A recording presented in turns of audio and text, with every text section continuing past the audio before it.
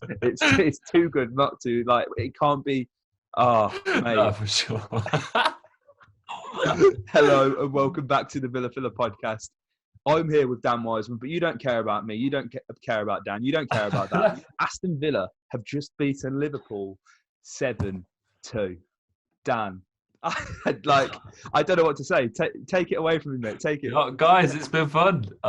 We'll see you for the Leicester preview. I think we're done on this one, mate. We could probably just leave this one here. Yes. Yeah. It's not a good idea previewing Leicester in this one, but wow. Mate, Aston Villa, we said it on the last one, and this would be a yardstick for how far we've come. Yep. And we've scored 7 goals against the reigning champions. Now, I'm not having any of this. There was no Mane. Alisson would be the only one who'd possibly make a difference here. Ollie Watkins hat-trick, Grealish in amongst the goals, Ross Barkley, a player who, scoring against his bitter rivals. What a debut from Ross Barkley, Dan. Yeah, man, for sure. I think, obviously, I mean, yeah, bro, he was a crazy. What else can you say? He was amazing. What a performance from him. The thing is what I want to do is shout out some of the unsung heroes from tonight. Matty Cash, thought was incredible. So much of Liverpool's focus in that first half came down the left, and I thought he dealt with it brilliantly. Ezri Konsa is on an absolute tear right now. Like, he is doing the most. Love him. Emmy, I thought, was incredible in between the sticks. The midfield was just amazing there. Every single player out there was like 13, 14 out of 10s. Like, it was amazing. No complaints whatsoever. Just an absolutely amazing performance. My only grievance from tonight, mate, is that we couldn't be there to see it. Could you imagine what Villa Park would have been like right now, Dan? You wouldn't have been able to have got us out of the stadium. Pubs would have been full to the rafters. It's just a really good time to be around the football club right now. Obviously, we have now won every single one of our games. And while I'm on this ramble, I hope, Dan, you can check the Premier League table, because I've not looked at it, because I'm not sure where we're at, but we've won every single game. And that's mental. It's the Kazoo derby for the Premier League, mate. Everton versus Villa. We've done Everton a big favour beating Liverpool here. We've done ourselves a favour as well. I just can't believe, I'm sorry for you guys who listen to the podcast. Dan and I usually do very analytical podcasts. And look, I'm sure we'll break this down in a separate video where we will, preview the Leicester game or whatever. This is just about relishing it. Enjoy the moment, guys. Yeah. We've beaten Liverpool. And, I mean, going on about the unsung heroes, Dan, I think an unsung hero is the shin of Joe Gomez, really. Now, when we're talking about England centre-halves, Joe Gomez shouldn't even be in the equation, mate. I tweeted during the game, Ezri Konsa is 10 times the player that Joe Gomez is. And I stand by that. Joe Gomez is extremely overrated. Obviously, they both came through at Charlton. Ezri and Joe have both taken different routes to get to where they are right now.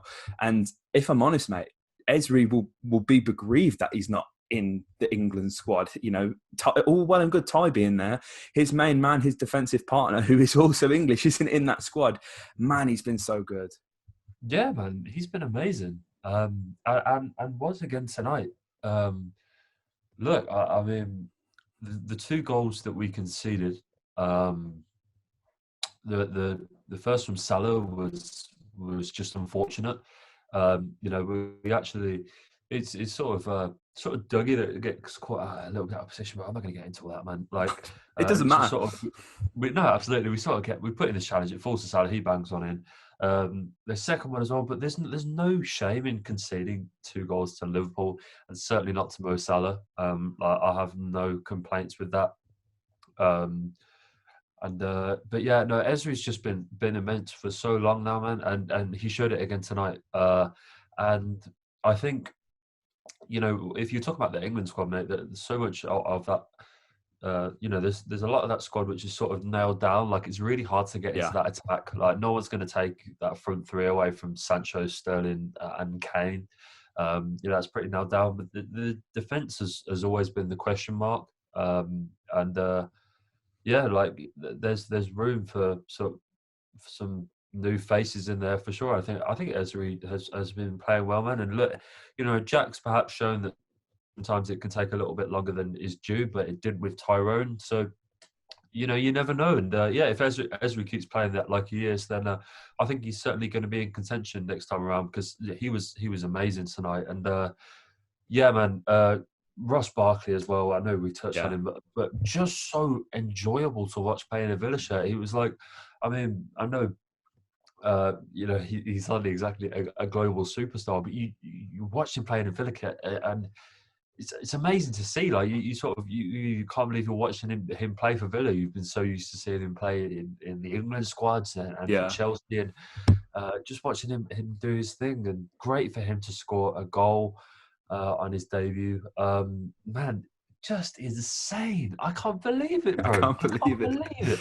Mate, I've got to I'm apologise. here and I'm like, I don't even know what to think about. There's like so much shit going on in my head. I have to apologise to Ross Barkley, because I'm sure on this podcast we have, I know I have, stated, how is this man in the England squad? I take it all back, Ross. That was a performance that we have not seen in the midfield for years, Dan. Genuinely years. A midfielder who, and of course, excluding Jack from all of this, this is a true central midfielder who is eloquent on the ball, carries the ball so well, always looks a threat going forward. He could have had a hat-trick in the first half. Definitely. Ross Barkley, and talking about the England squad, okay, can Ross's spot open back up? Like, can he get back in there? Because that was amazing. Like, honestly, out, man. I get the checkbook out. Absolutely, I tweeted that, and I stand by that. I mean, I think with the start Villa have made to the season, it was such an ambitious signing. And I genuinely think it probably, I don't want to say is our best signing, but it was a real statement of intent that someone like Ross would come. He's happy to come. Yeah, it's just a loan. But at the end of the day, he's agreed to come to the club. He believes in what Dean and the club want to do going forward. As you say, we're second in the league, mate. So Ross Barkley is absolutely laughing his socks off, isn't he, mate? Because he's getting his regular game time. He's getting back to his best. He needs to be playing regular football. And it's, mate, I mean, who wouldn't want to be a part of this Villa squad now? Now, I know, just to briefly touch on it, I'm sure Dan and I will come back tomorrow if there is any news, but Milot Rashica is, he might be coming. He might be coming. And, I think any player looking outside now, there'd always been question marks. Can Dean Smith attract the players? Now, every single player who has joined has hailed how much of an influence Smith was. So, we've already got that kind of pulling factor. Villa currently sits second in the league. And yes, COVID Premier League times, they're very weird. I have to admit it. Villa are second. We can't acknowledge, this is potentially an anomaly. We can't get too carried away here. Yeah. But there's no reason why players won't want to join us now. Look at what we're doing, the beautiful brand of football that we're playing. And I don't know if you noticed this, Dan, but it was a slight tactical tweak that I think saw Villa get the best of Liverpool here. And it was going back to what, everyone seems to think that 4-3-3 is Dean Smith's formation. It's not. In the Championship, Dean Smith played 4-2-3-1 with Brentford, and it was effective. And John McGinn sat just that bit deeper next to Douglas Luiz, and it really did make the difference because it let the shackles off Barkley, Grealish, Trez and Watkins, and it made us look so much more solid defensively. Yeah, mate, and look, the midfield worked so well. It's such a powerful midfield, isn't it, of Liverpool's? Yeah. The running power that you have in Keita and Wijnaldum, especially, and when you've got Fabinho holding him, he dropped into centre back later on in the game. But yeah, with Fabinho holding, I thought Liverpool desperately missed Hendo tonight. I thought they desperately missed. I think Henderson's leadership. I think that was desperately missed in that midfield. But for Liverpool, it's so hard to sort of analyse where it all slipped away from them. But the midfield is usually where they control the game, and especially where and the signings of Thiago sort of to reinforce that is because once you give them control in that midfield, and the midfield is such an engine in that pressing machine, isn't it? That if you can start to control that, then I think that's where you sort of start to take the game away from them, and that's as you touched on exactly what we did with sort of just matching them man for man in that midfield and dropping John that little bit deeper. And it just allowed that front three to sort of be unleashed. And how well they did it. I mean, Trez, again, I know he didn't get on the score sheet, but he worked so tirelessly tonight. Yeah. And mate, we've got to talk Ollie Watkins. Be rude not to. Hattie for the man. I sent you the screenshot to it. At 6 o'clock, I'm saying I called it. I sent a message to my mates in a fancy group chat saying, "Oh yeah, I've got Ollie Watkins in. He's going to score me a hat trick tonight." I was joking. Just going to say that. I didn't think he'd actually go and do it. You got the lottery numbers down. Didn't even take him a half. It's just took the piss in 40 minutes and that was done. Just his movement, it's so good to watch, and we've got a real player now. Anyone who is looking at this and going, £33 million, what are you doing paying that for a championship player? He's proved he's worth the fee and more tonight. Villa looks so dynamic and fluid with him up front. He's not going to be this focal point that Wes maybe was, where, you know, we're going to look to try and play it up and he's going to bring other people into the game. Yes, of course, Ollie's got great interplay. He can also be a sort of physical presence up front as well. You know, he's very good with his head.